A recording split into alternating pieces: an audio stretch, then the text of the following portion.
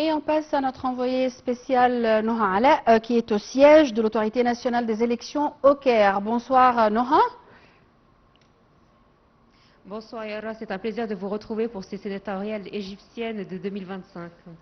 Alors, comment se déroule ce deuxième jour de scrutin, Noha? Alors justement, je me trouve actuellement au siège de l'Autorité nationale des élections.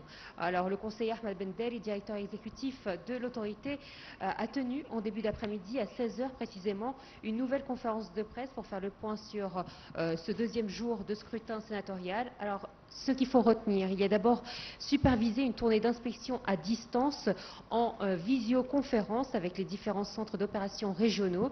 Dans l'ensemble, le vote s'est déroulé dans le calme avec quelques incidents mineurs rapidement maîtrisés. À Sorek, par exemple, 2 agents ont fait un malaise pendant leur service, mais ils ont été immédiatement pris en charge et transférés à l'hôpital. Leur état de santé est rassurant.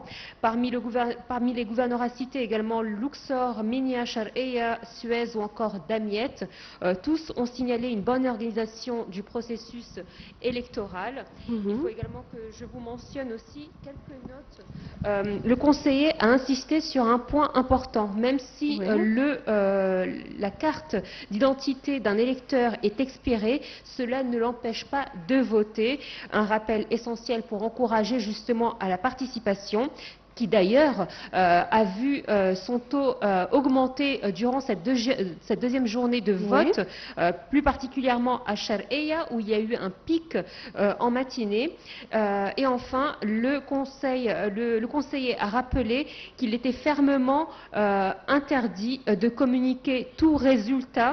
Il faudra juste se contenter du taux de participation après 21 h, car vous le savez, à 21 h commencera le dépouillement des votes après la fermeture des bureaux et bien évidemment toute personne non autorisée sera interdite d'accès et ce sera au président donc de l'autorité nationale des élections qui devra communiquer le résultat une fois vérifié et validé.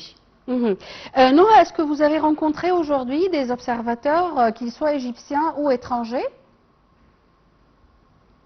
Particulièrement des observateurs étrangers qui ont d'ailleurs refusé de parler parce qu'ils n'étaient pas autorisés à le faire. Mais effectivement, j'en ai vu de l'Union africaine, également de la Ligue arabe et puis des représentants du Venezuela. Ils étaient présents. Alors ils m'ont assuré que tout se passait dans les règles, qu'ils avaient pu visiter ou observer le déroulement du vote dans 5 bureaux. Ici dans le gouvernorat du Caire aiguisé et que pour le moment ils observaient que tout se faisait dans les règles. Merci Noha pour vos éclaircissements et on passe maintenant avec le reste de notre journal.